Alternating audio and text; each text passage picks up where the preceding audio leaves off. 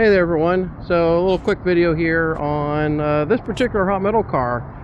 This is a car built by the William B. Pollock Company in 1936. There's, I believe, two of them here on site. They're kind of unique in the way the hot metal cars go.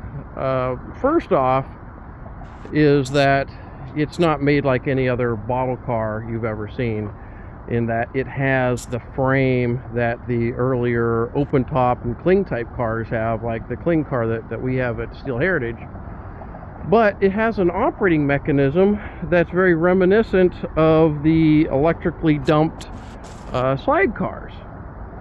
There's the motor there, and the two screws, and this vessel would rotate as it was coming like if it was rotating this way, it would be turning this way and also coming towards us at the same time.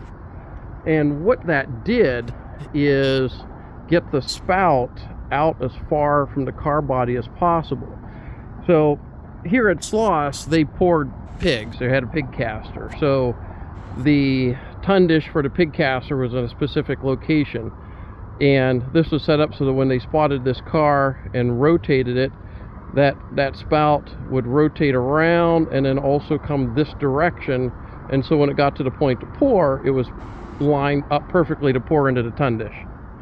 They only built a couple of these. They only built them for Sloss, and in the 30s Treadwell still had the patent on the bottle type cars, you know, the ones with the rotating trunnions and all that. So Pollock couldn't build any of those yet, but they came up with something very similar that's like a mismatch between an open top car, a cling type car, a slag ladle, and a bottle car. They're very unique, and it's a good thing that they were able to preserve them. Now, something else to look at here, these cute little Atlas scale cars that work down in the stockhouse. Now, what was it, 13-14 years ago now, we saved a not slag car, but a scale car from Steubenville, from the #1 furnace at Steubenville, and took it over to Cary Furnaces. And it's, if you've been to Cary, it's that blue thing that sits out back by #6. That will eventually go in the stockhouse there, you know, next to #6 furnace, and it's just a larger version of what this thing is. That one has two 4-wheel trucks, whereas this one is just 2 axles. Very similar in design, overall design.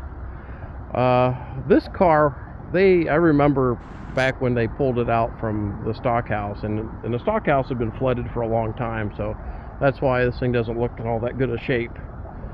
But yeah, basically this would roll down underneath one of the bins. They would drop iron ore, limestone, whatever, into it, take it over to the skip pit, and then open up the bottom doors and then drop down into the skip pit into one of the skip cars. Then you had the scale here.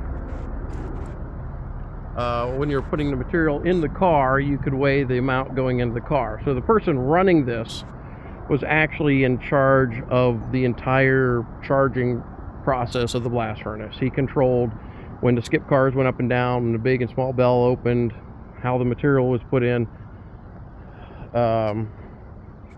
So again, here's another nice example, and there's another one on the other side of the hot metal car there, which is in a little bit better shape.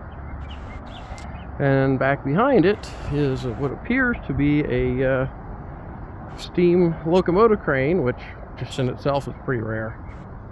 So, all right, so we're back here. There's #2 furnace. This is the metal arts end of the site, where they have a metal arts program very similar to what Cary Furnace has. All right, everyone, take care.